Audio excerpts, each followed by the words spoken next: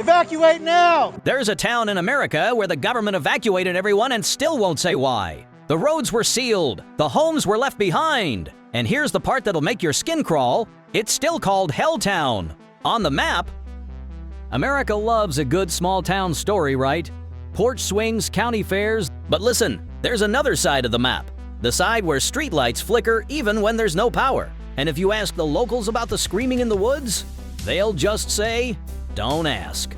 These aren't haunted houses with Groupon tickets and gift shops. These are real towns. Forgotten, buried, or simply left to rot like yesterday's news. Some are toxic, some are cursed, and a few, they're still waiting for their final resident to pack up and leave. We're counting down 18 of the creepiest small towns in the United States. Towns with working libraries but no left to check out the books. Think you know creepy towns? Okay, but do you know the one that changed states without moving a single inch? Or the desert town where the air itself makes people vanish into thin air? And trust me, you're not ready for what's coming next. Hit that subscribe button. Not for me, for you. Because the next time you take a wrong turn on some back road at 2 in the morning, you'll want to know which towns you absolutely should not stop in. Let's break it down. Number 18. Dudleytown, Connecticut. There's a town in Connecticut where the population dropped to 0, and somehow the fear stuck around. No power lines, no residents, no welcome sign. Just trees that grew back faster than the people ever could. Dudleytown started like every colonial dream back in the 1700s. Log homes, farmland, last names carved into stone markers, tucked in a valley locals now call Dark Entry Forest, which, let's be honest, is already doing a lot of foreshadowing work. At its peak in the 1740s, a few dozen families lived here. Normal, quiet, hopeful about their future. But then, the tragedies started stacking up like cordwood. Disease swept through, people went blind, insane, or just vanished into the woods. One resident reportedly wandered into the forest one morning and never came back. Another died screaming after a mysterious fall. Coincidence? Maybe, but the town emptied anyway, and it emptied fast. Historians will point to bad soil and geographic isolation. Makes sense, right? But locals? Locals point to something darker. A curse tied to the Dudley family's bad luck back in England. And here's what nobody tells you. Multiple attempts to resettle the area in later years also collapsed. Even the skeptics packed up and bailed. Let's look at the numbers. Population, 0 since the mid-1800s. Access, officially closed by the state.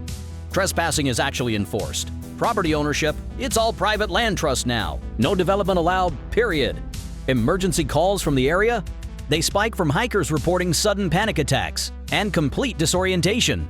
Tourism revenue, 0 amenities, 0 infrastructure, but plenty of official warnings posted. A Reddit hiker put it perfectly. Nothing happened. That's the problem. I've never wanted to leave a place faster.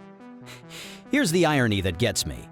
Dudleytown isn't dangerous because something happens there. It's dangerous because nothing does. No birds chirping, no wind rustling, just your own thoughts getting louder and louder in your head. It's a great spot if you enjoy hiking, paranoia, and suddenly realizing your flashlight batteries are mysteriously down to 3%. Also, Connecticut forests, why are they always judging you? Every single branch snap feels personal, and those trails marked as maintained? That's doing a lot of work there, folks. You're either ankle deep in mud or tripping over a 300-year-old stone wall like you're doing colonial parkour. Number 17. Skagway, Alaska. Welcome to a town where the population triples in the summer, and then winter comes, and things get weird. Real weird. Skagway, Alaska. A historic gold rush town clinging to the edge of civilization like a splinter in the coastline. Come summer, it's all cruise ships, vintage railways, and more tourists than actual residents walking around. But by late October, the boats leave. The shops shutter. The sun vanishes for weeks at a time. And what's left behind? Silence, darkness, and this creeping sense that something's watching you. You'd think the scariest part of Skagway would be the history, right? Con men running schemes, unsolved murders from the gold rush days, back alley duels over card games. But no, it's the present-day locals who'll tell you that winter here does something to your mind. Sleep patterns completely crash. Dreams get disturbingly strange. And cabin fever? It isn't a joke here. It's literally tracked in public health data. The numbers tell the story. Population, approximately 850, but it shrinks by over 60% in winter. Daylight during midwinter drops to 3 to 4 hours a day. The job market is almost entirely seasonal, heavily tied to tourism.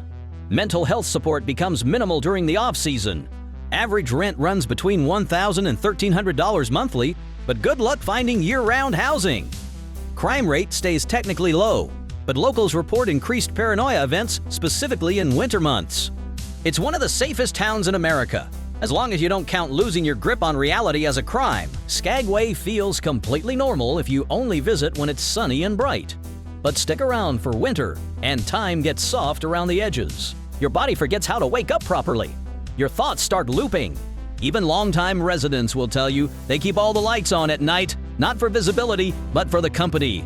Mental fatigue, isolation, existential dread at 2:47 in the afternoon because that's when the sun sets in December.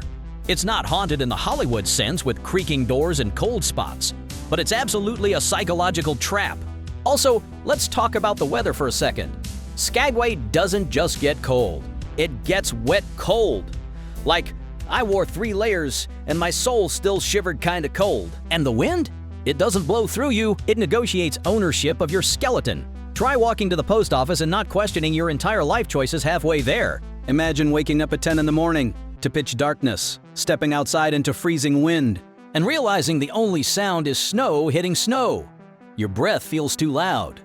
Now imagine doing that every single day for 70 days straight. Number 16. Mineral Wells, Texas. There's a haunted hotel in Texas so cursed, even the ghosts reportedly quit working the night shift.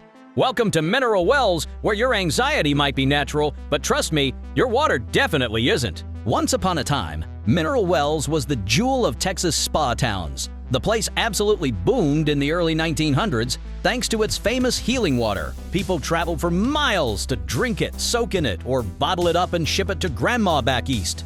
It was basically the wellness influencer of the 20th century.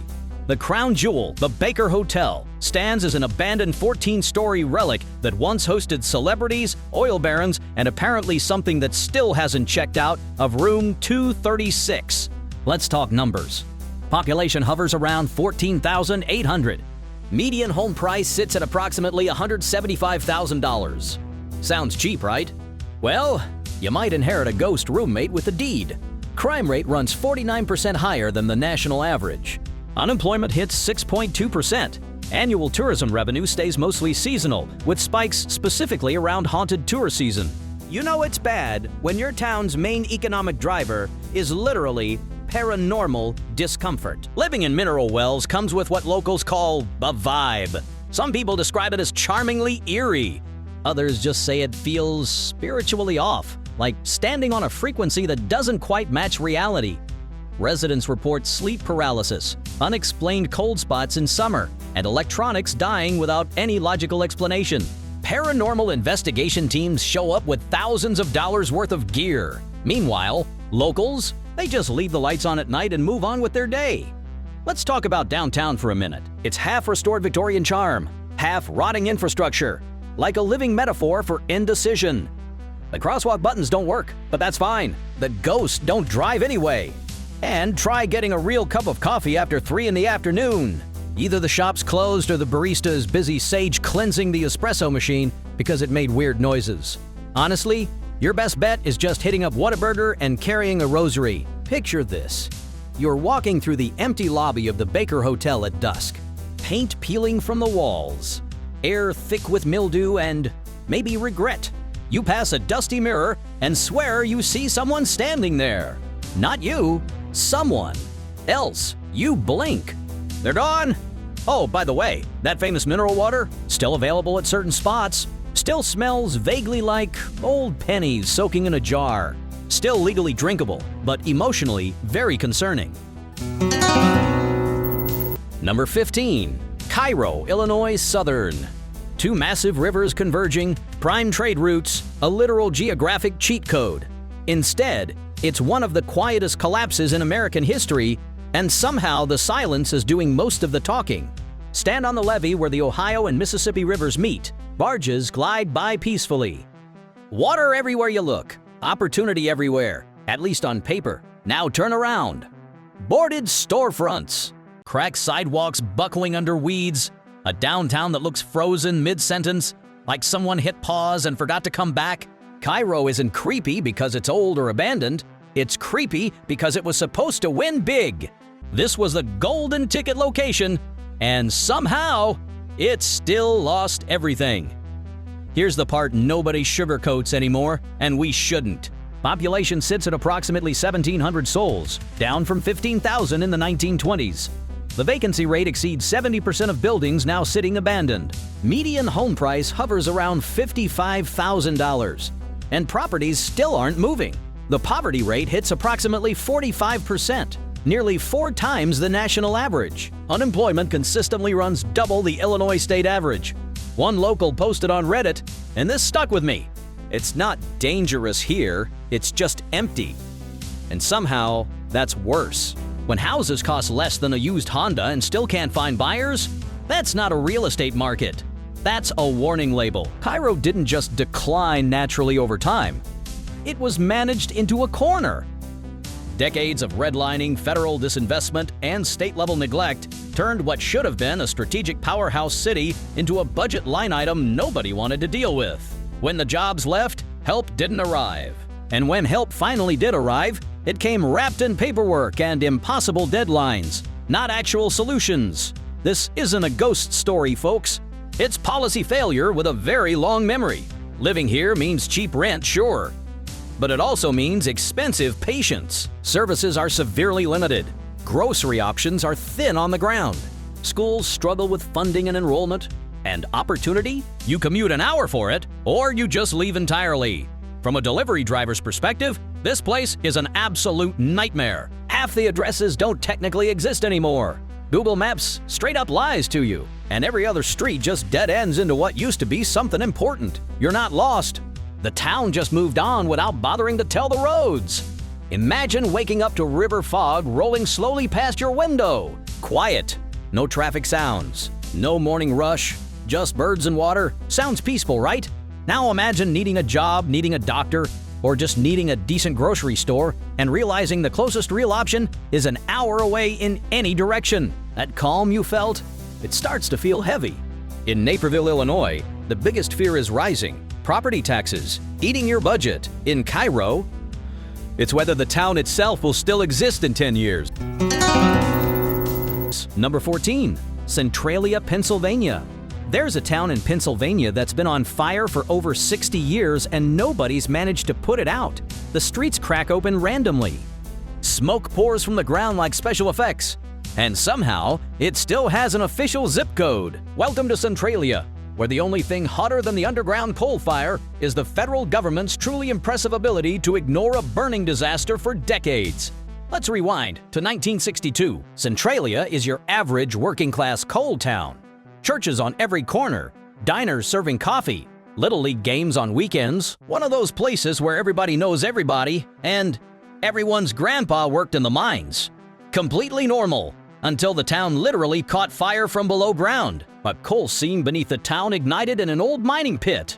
And here's the best part. Nobody noticed for weeks, because when the sidewalk gets slightly warm in Pennsylvania, apparently people just go, it's probably the devil or something, and carry on with their day. So what actually happened? Short version, the town tried to burn trash in an abandoned mining trench.